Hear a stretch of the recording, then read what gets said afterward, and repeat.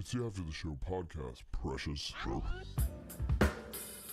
We don't care, we're about to swear on the air. It's the After the Show, so tune in if you dare. KVJ, get your skate every single day. It's uncensored. We can say what we want to say. Alrighty, hello and welcome to the Tuesday KVJ After the Show broadcast.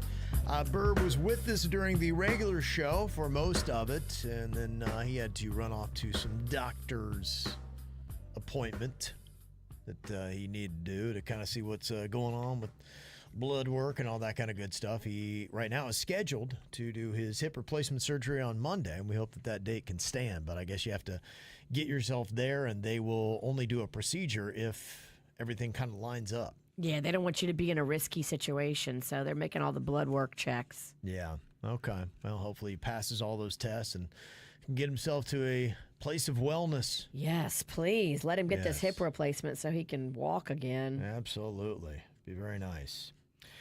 Well, I am going to be doing a little trip here pretty quick. My wife is doing a conference in Oklahoma City, which I'm not really sure why you would choose Oklahoma City in February for a conference. It must have been really cheap. I don't know. She kind of broke it down for me. I was part of a call because she's, I guess, she's one of the people now. I think she's kind of she's going to be in taking a bigger role next year. So I think they're kind of handing it off to her. But she was in a call, and that question even came up. Somebody's like, "Why did we choose Oklahoma City in February?" I was like, "Yes, thank you." What did they say? Nobody had an answer. I'm like, "Who freaking picked this? This is like, what are we doing?" She should pick Miami. Well, next year. My wife was telling me, because keep in mind, you and I, we do radio conventions, and this is a teacher's convention. And my wife was like, I can't believe how boring all these people are, because they were all giddy and they were talking about I can't wait. They have got one of the best museums. And my wife was like, fuck a museum. It's like, we are not doing museums. What museum were they all ginned up I don't even about? know. They were so excited. They're like, well, we got this museum. I think there's an art museum and there's this other museum. And they were so excited about the museums in Oklahoma City. Aww. Yeah. And so. Sweet little innocents. Yeah. So my wife's like, yeah, I don't think we're going to be hanging with them. So, no, so we're going to do other things. But there is a Miami Heat game. They're playing Oklahoma City Thunder. So based on the way the Heat are playing in the Thunder, the Heat should get their ass kicked thoroughly. Are you going to go? Yeah, we're going. And my wife is wearing all kinds of Oklahoma City Thunder gear. She is. I'm like, what the hell's wrong with you? And she's like, I don't know what she thinks. She thinks like she's going to get some perk, or they're going to take her to a better seat or something. Like, what are you talking about? Huh. It's so, she's got this, I don't know, she builds up all these fantasies in her head. She's got some bizarre fantasy about this. And she thinks that me wearing Heat gear, I'm going to get, I don't know. Like what? Like Oklahoma City people are going to drag me outside the arena and beat my ass? I don't know what she's thinking.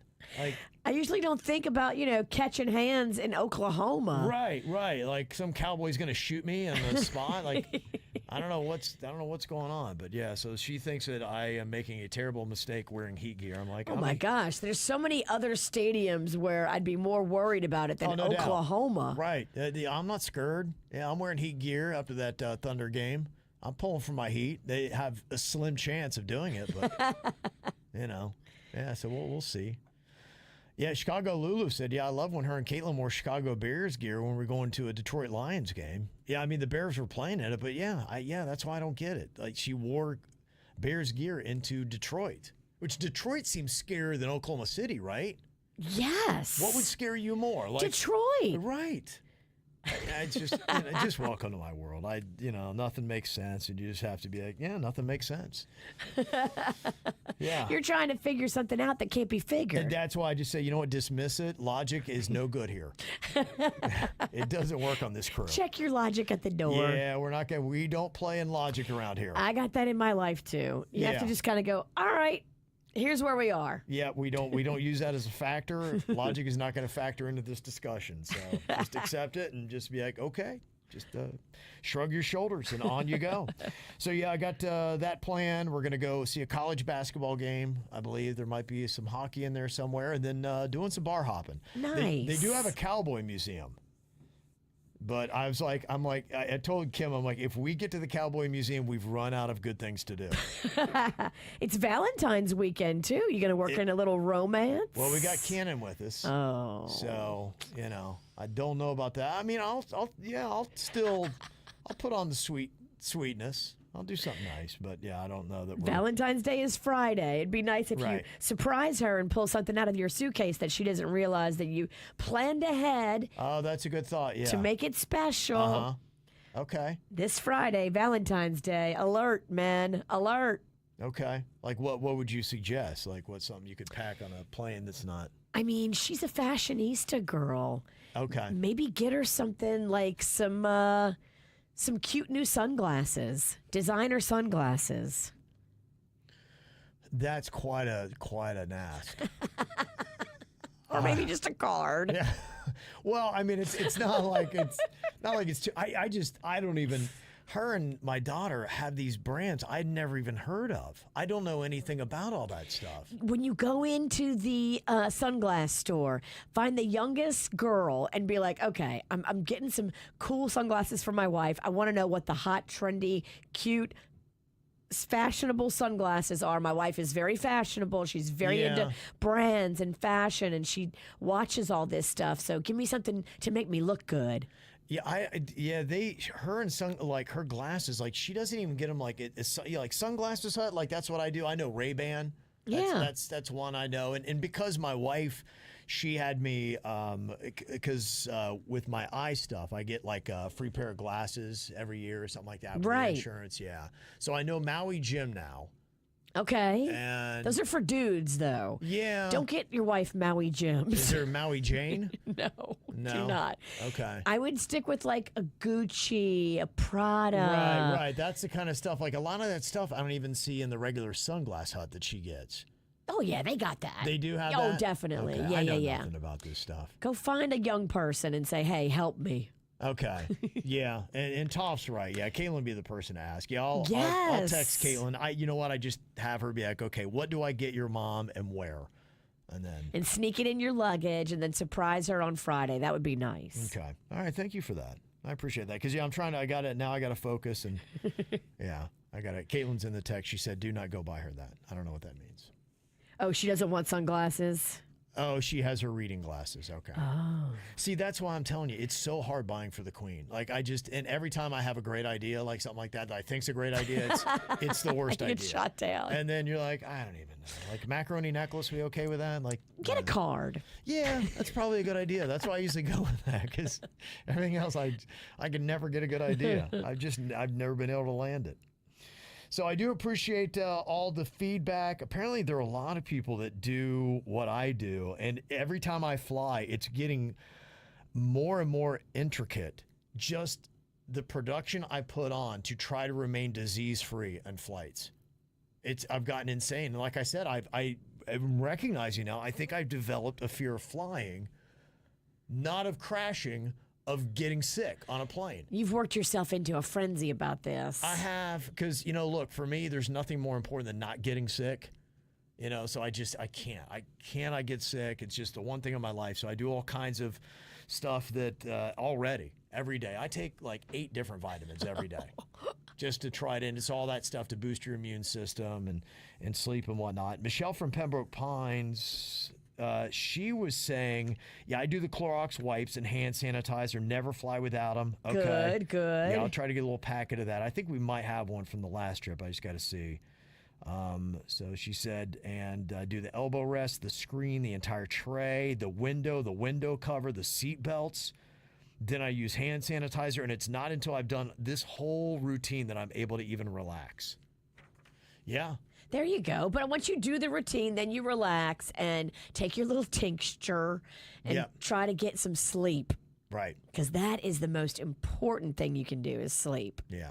Remy said, stop worrying about something you can't control. See, I disagree. I think you can control this because you can go in there cavalier, right? Totally. With no preparation. You can go into the South Florida Fair like my son Rocco, who immediately jumped on a ride and licked the arm thing. Oh, geez, yeah. I was like, what are you doing? And then, sure enough, a couple days later, guess who had the flu? Right, okay. There you go. He licked. Yeah. Right. The arm thing. Yeah. Like, what are you doing? Now, Janky sent in this suggestion. She said, start taking airborne daily 3 to 4 days before your flight and continue 3 to 4 days after. I'm a little late on that, but I will follow that maybe the next time. Airborne. Okay. That is the name of it. See, that sounds like a product that's just made for people that are afraid of getting sick on flights. I think that's vitamin C. So if you're already doing that, I think you might already be dosing. I do that. Yeah, I'm gonna double my vitamin C intake. What's an airborne? Okay. And Mary said, Kevin, for your flights, you can use Mepron ointment. It's MEPRON around the edge of your nostrils. It's an antibiotic ointment. Yeah, that's the one thing I haven't done yet. I'll have to look at that. Okay, Mepron, and Angela said Amazon sells Nosen nasal sanitizer. Great for travel. It's an antiseptic that you put on a Q-tip. You swab the inside of your nose, and it kills the germs. Huh. Okay. Looking into that. That's interesting. Yeah, all right. So getting some good suggestions here. Okay, the airborne has, yes, a lot of vitamin C and also other stuff you already take, like the zinc. I do zinc. It's also got vitamin A, E. And what did you say, elderberry? Is that what you were taking? Elderberry is what I took. My girlfriend pulled me aside and she's like, do the elderberry. So I've just been doing so much elderberry and it got me feeling great. Okay. The elderberry I was taking has zinc in it as well. All right, I'm going to look into that as well. I don't know what's going to work, but if you do everything, maybe it'll all work. I'm going to go straight home, and I'm going to start prepping for a flight tomorrow. It's going to take me 12 to 14 hours to get ready for this flight. Chris said I use something called Nasal Guard from Amazon to keep from getting sick. It's an ointment you put in your nostrils. Huh. Yeah, okay, so I got to have something like that. He said, I've heard you also can use Neosporin. Just put a little on a Q-tip, put some in each nostril. So I tell everybody about Nasal Guard, okay? But then now you have Neosporin in your nose. Like, that doesn't feel weird?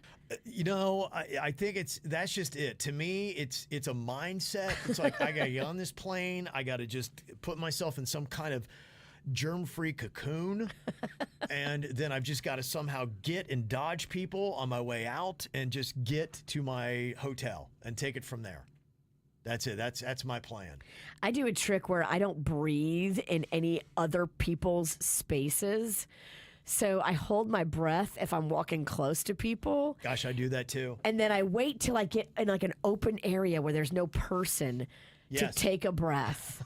Isn't that so psychotic? If somebody ever sees me in an airport, just watch me because I have to look like a freak show. You have to be like, look at that that dude is coming unglued. I am just like in a cocoon. I'm in a ball. I'm just curled up. COVID got me doing that. It did, and I all that haven't stuff. stopped. Yeah. Ever since COVID, I still continue to hold my breath in a crowd, and I do not breathe anybody else's air until I get into an open space with no people in it. Yeah, well, you know, I remember the last time I got knocked down, dragged out, seriously ill is right when I got back from Israel. Years ago, and it was I don't know what the hell I had. It was a Jew flu. It just You had the Jesus flu. Well, you know what did it? I think my buddy Pastor Sean, he baptized me in the Jordan River, and the thing looked like the kind of liquid that they get on Bourbon Street. Ooh. It was like glowing, a fluorescent yellow, and I was like, And you went completely submerged? Yeah. So what you do in the baptism? Can't I baptize up to my neck? What? And I was kind of laughing. I'm like, so Sean, he was, and I came up just. You drank it? I drank about a gallon of the Jordan River. Oh, Kevin, you did it all wrong.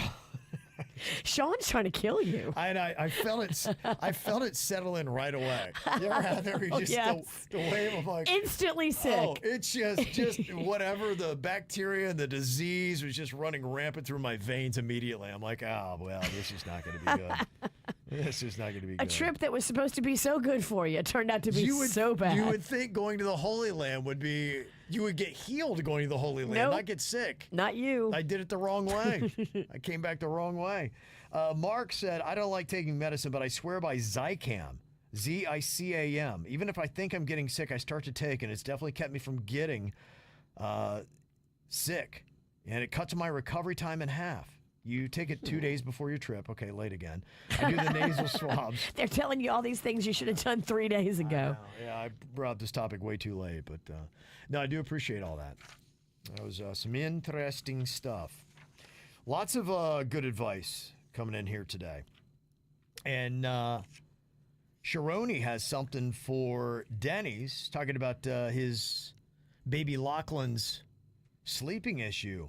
She said, yeah, I've got a baby that was born, I believe, the same day as Lachlan. Oh, no way. They're twins? Yeah. That's awesome. And then her baby wasn't going to bed until 10 or 10:30 p.m., which was terrible. Ooh, 10:30 p.m. is late. But about a month ago, I got the Sleep Hatch sound machine, and I have it set to come on at 8:30. I read him a nighttime story, and I have on a red light, which is supposed to help kids fall asleep. What is it now in our society where red light is the key to everything? They are saying red light, red light, red. You're supposed to put it on your face. Yeah, it's It's on like your a face. mask? There's for your hair, for hair growth. There's laser caps you can get. I've heard the red light saunas. Is that this are going real? on. I don't know. Everything now is red light. If you get out of the sauna, though, and you don't feel any different, I don't think it's real. Yeah, I don't know, but it's apparently all the thing. So yeah, the red light is supposed to help kids fall asleep, and now I make sure by 8 to start having him wind down. I read him a story. I practice his little flashcards, and then put him in his crib at 8:30, and the Hatch machine does the rest. Plus, I make sure to have him up by 7 now instead of 8 or 8:30, even on the weekends, and nap usually around 12 or so for about 1 to 1.5 hours. Having him go to sleep by 8:30 or 8:45 is a game changer. Okay. So I guess you got to have a special routine for that. And I was reading today about kids and sleep, and I did not realize that younger kids needed this much sleep. They say 5-year-olds need up to 13 hours of sleep a day, It's true. including naps. 13 Yeah. hours. The more sleep, the better. They say even grade schoolers should log 9 to 12. So that means if you wake your child up at 7 a.m. for school, you have to have them in bed tucked in by 9 p.m. at the latest. I love it. I'm all about going to bed earlier these days. No, it is. It's the best. It's it really is. life-changing. And here it is, the Hatch Rest Baby sound machine, night light. It's got a rise alarm clock, a white noise soother, nursery stories. Oh, you need that for your trip. I do. I'm going to get the Hatch Rest. Kevin wants the baby soother. I'm going to take the baby sound machine with me. It's better than the Miami sound machine. Our baby's agitated. Yes. Okay. Thank you for that. It works for a lot of people. And Brianna said, I was listening to the show where the one mom was talking about her 4-year-old at daycare that has no friends. She was picking her up. She's kind of sad because her daughter's always either coloring or playing by herself. And her daughter doesn't seem to be bothered by it because her daughter comes up and is like, Mommy, and gets all excited. But she's like, it's making her sad because she doesn't think that her little girl has any friends at school.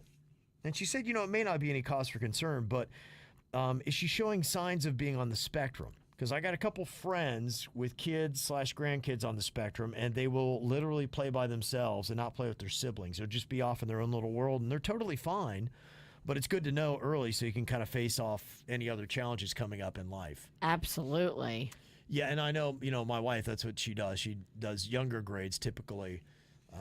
And at that age, it seems like 3 to 4, 5 maybe. There's a lot of, she's always talking about they're identifying things. They have Tells. Yes, they have counselors that come in and they have testing and all that kind of stuff. So that's a frequent thing they're doing with kids that she's teaching at that age. Good, because then they can do like helpful preventative things that help the kids if they are on the spectrum. Okay, here's the way we're going to instruct them differently and help them be able to grow. Mm-hmm. Yep. Absolutely. That's good that they're looking out for them earlier. Yeah.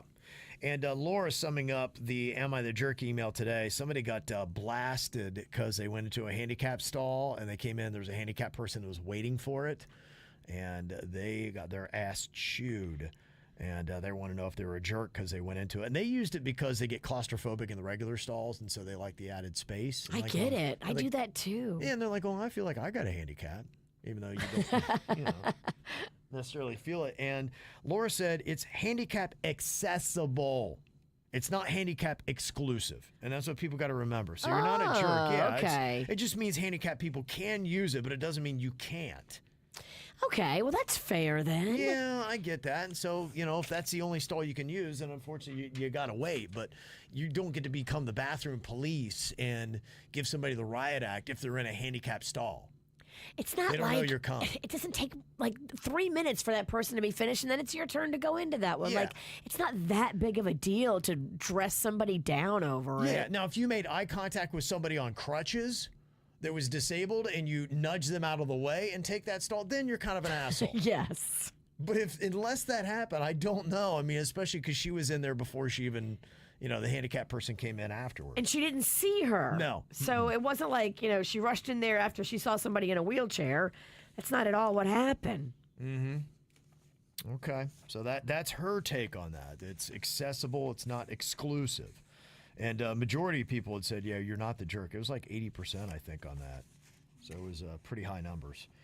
There were some comments about the BBL, the Brazilian butt lift. And I think I got those confused. I think I got the implants and the BBL confused. Okay. Sorry. I think I said it wrong. So the BBL is fat transfer, but the implants is the one where they put something in your butt. Okay. And they cut it. Yeah, and a couple of them, like Mary had said, the BBL for the face is a broadband laser. And that's what Michelle's saying, too. Yeah, broadband laser, that's where they get the BBL from.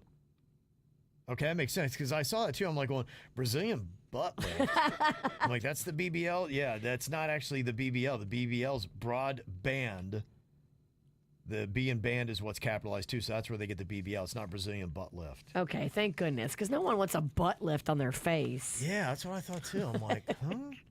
That makes sense to me. It's a part-time job to keep up with everything, especially in South Florida. Is it always changing? Yes. It feels like it, because I'm not in that world, but I just, there's always new terms. I'm like, did they just change the whole thing, or do I really know this little about cosmetic surgery? There's always a new thing, a new term, a new machine, a new something. This is like every month, it feels like. Okay. Yeah, broadband light therapy. BBL. You got to get a different name because BBL is Brazilian butt lift. Yeah, Come on. That's massively confusing. Very confusing. You can't have two things at the plastic surgeon have the same name. Yeah, I feel like I know less about cosmetic surgery now than when I came in here. Not You're more. good. You don't need to know about this crap. I know, it's not my thing. I don't really pay too much attention to it. But yeah, it all started because I saw that clip when I was watching Bill Maher, and this girl said, yes, everyone in Palm Beach is asking for the Mar-a-Lago. I'm like, I don't know if that's true. I mean, I'm not in that world, but I don't know. It just feels like that's one of those things. People, whenever you watch national programming, they always say something is happening in Palm Beach, and it's never happening in Palm Beach. I've noticed that. I'm like, am I just not plugged? Now, I mean, I know there's Palm Beach, and then there's a world of difference between the two. And I'm definitely not in the Palm Beach world, so that's why I wonder. But I'm like, is that really running rampant in that circle even over there? I'm still not convinced. The lips is a thing. Like I know in their thing they said the Mar-a-Lago look is, fat, big lips and kind of like a slimmer face. Yeah, but I was like, some people are like, well, isn't that the standard? But yeah, I guess if you look at everybody in Trump's nucleus, they all seem to have like a look. They're always typically blonde, right? And they, at least I know as press secretaries, they're all like got the same look. It's like they come out of a mold. Huh. Yeah. Oh, yeah, that's not really your world. So you tell me about cosmetic surgery, I'll tell you about press secretaries. Press secretary? Ugh. Sorry. Yeah. If the press secretary walked in this room and punched me, I wouldn't know who she is. Okay. She's young. She's Spitfire. Who knows? And Karen, she has a theory here. I don't know if I agree, but she said the Super Bowl proved a theory she has had for a while now, which is that culture peaked with Generation X and has gone downhill ever since. She said, I kept a running list of all the celebrities in commercials or shown attending the game last night, and every single one of them is Gen X. Where is Gen Z? Or do they even have any culture at all? She said there was Snoop, Tom Brady, Samuel L. Jackson, Seal, Harrison Ford, Matthew McConaughey, David Beckham, Matt Damon, The Muppets, Antonio Banderas, Kevin Costner, Kevin Hart, Paul Rudd, Anne Hathaway, Woody Harrelson, Ben Diesel. And top it off after the win, the Eagles coach said they listened to Bobby Brown's My Prerogative before the game. Yeah, he was singing it afterwards. Yeah, I don't agree with you on that. I think that you see it a lot, and in advertising, yes, typically in advertising, you've wanted to go after older generations for a lot of the bigger ticket items because they are in a place where they have more expendable income. So if you're talking to people in their 40s, 50s, 60s, you're not going to get somebody typically in their 20s that is going to be shopping around for a big, expensive luxury car. They'll drive daddies, and daddies is going to make the choice. Right. Or daddy's going to buy it for you, but that's the only thing. So they don't typically advertise to that group. Now, they'll sell, you'll see the Taco Bell. In fact, Taco Bell, that's the argument. They had Doja Cat. And so she's younger, and Taco Bell, that makes sense. You throw a Gen X or a celebrity in Taco Bell, like my son, he wouldn't even know who these people are. I could throw Matt Damon likely in front of Cannon. That'd be interesting. I need to go quiz him on Gen X. Give him all those names you just named and see how many he knows. Would he know Matt Damon? He might know David Beckham just because of sport. Sure. McConaughey because he's a Texas Longhorn fan, sport. Harrison Ford, maybe he's seen the Star Wars. But Seal, he would have no idea. But that was for Mountain Dew. And typically sodas for a younger. Yeah. Yeah. I don't think that really confirms anything. I don't really care. Because, look, I think every generation, though, I think has that natural feel that it peaked with their generation, and their generation was the best. Because it's nostalgic for you, Right. and it feels good, and it feels awesome and familiar. Everybody's going to feel that way about their generation. Yeah, in 25 years, fans of Kendrick Lamar, they're going to feel that way and be like, there was nobody better than Kendrick Lamar. That was the greatest Super Bowl halftime show of all time. It had meaning, it had social statements. The music was fantastic. So, yeah, that's just something I've observed. Engineer Keith kind of breaking down a little bit the Haley Welch. That's the Haktua girl. She was crying on her podcast because I think she's afraid that she's going to go to prison because of the whole meme coin thing. Oh, boy. And he said Haley Welch launched her crypto asset as a meme coin. Basically, it's a joke investment meant for fun, much like Dogecoin. Meme coins are inherently volatile, and they aren't meant to be taken as serious long-term investments. Welch repeatedly stated that she wasn't trying to scam anyone. She clearly pitched the coin as a meme coin, so anyone expecting it to believe like a stable, regulated asset was in for a surprise. The real issue came from her collaborators. Insider wallets and snipers. I don't know any of this stuff. Traders who buy huge portions of the token right after launch controlled roughly up to 90% of the supply. And they hyped up the coin, causing its price to spike, then dumped their holdings at the inflated price. A classic pump and dump scheme. Do people really ever make money on this? I don't get into this stuff because it just feels like all of it's a scam, and I don't know enough about it to be in it. And people who seem to know what they know with it always seem to be losing their ass on these things. I don't understand it either, and that's why I don't get involved in it. Because it goes up, and then it's down, and then it's up, and it's down. No. I'm not smart enough, nor do I have time enough to invest into following this and trying to figure out when it's going to be up so I can sell, when it's going to be down so I hold on to it. What?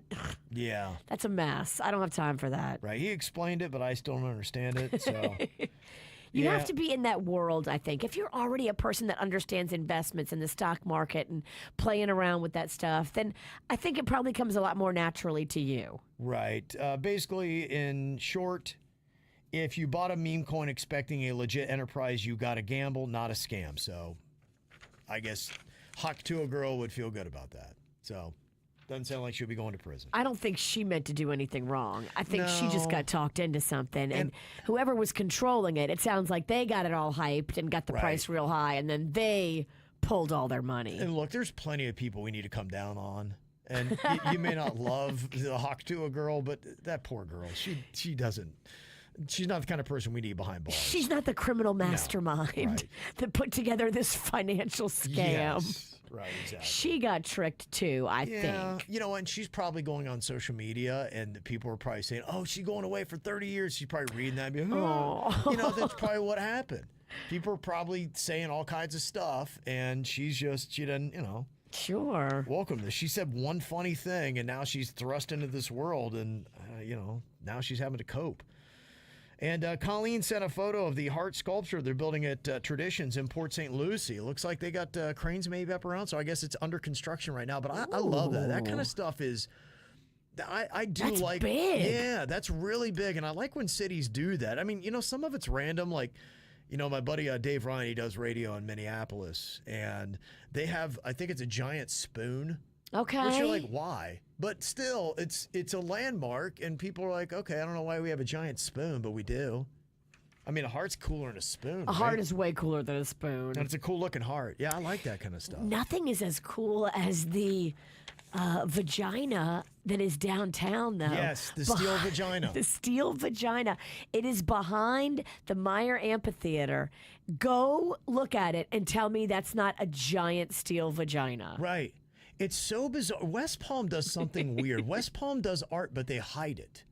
Because you look at where that statue is, it's behind the Meyer Amphitheater, where there's not a lot of foot traffic back there. What goes back there typically is the bus is dropping off an artist. It's not like people are walking into gates or to see the artist and they walk by the steel vagina. Well, I don't think West Palm wanted to flaunt their vagina. You got to look for it. It's tucked away like it should be. It's demure. So it's kind of like in between those split streets, almost like it's like it's a split. Like its legs. And the other thing is, the roundabout that's not far from where my house is. Yeah. They did that Sunstrokes or whatever it is. Giant they did yellow. Yeah, they did like 3 or 4 sculptures like that, or pieces of art. One's by Phipps Park, random place down there on Dixie in West Palm. And they're supposed to, but they put one in a roundabout, and it's hidden back in my neighborhood. Like, my neighborhood's back off the beaten path. Yours is kind of hidden like the vagina one is hidden. That's why I'm saying, why does West Palm hide their art? And they spend a shit ton of money on it, and then they hide it where you don't see it. It's very interesting. It is an interesting strategy. I'm not sure about the choices that West Palm's making there, but yeah, if you want to see art here, you got to go into random back neighborhoods to go and find it. All right, well, thank you for all the valuable information today. I'll be taking it. Even, when I am out, the crew, you guys will be here. You'll have after the show. And you'll have other, cool things like that, other segments and all that Hot, to listen fresh to. dirt. Yeah, right. All kinds of other little bits. And maybe a little name that nut. Okay. I feel bad hitting Jay Bird in the face with nuts because he's like about to go under surgery. So I think, Denny's, you're going to get it. So, My nuts are going in your face, Denny's. Gosh, that's rough for either one. I don't want to do anything to abuse Denny's, but then, poor Bird. Sorry. I mean, I don't want to hurt Bird. He's got to get surgery on Monday. So, Denny's, you're getting the nuts. Okay. All right. So you'll have a little bit of that. KVJ TV will be on and all that kind of good stuff. So your routine's going to be normal. Mine's the one that's going to be out of whack. Just get your sleep. I will. Yeah, I'm hoping. Yeah, I'll do everything I can. I'll also, too, be posting up Cowboy Museum. I don't know. If there's anything to show in Oklahoma City, I'll show it. And if there's nothing to show, I'll show you there's nothing in Oklahoma City. There might be like, I don't know, open fields. Send us like tundra. Yes. Just nothingness. Look what a blast I'm having in Oklahoma City in February. What a hoot. Good luck. Yes, thank you. I'm going to need it. All right, we'll see y'all back here next week, at least for me. Everybody else back here tomorrow. Goodbye.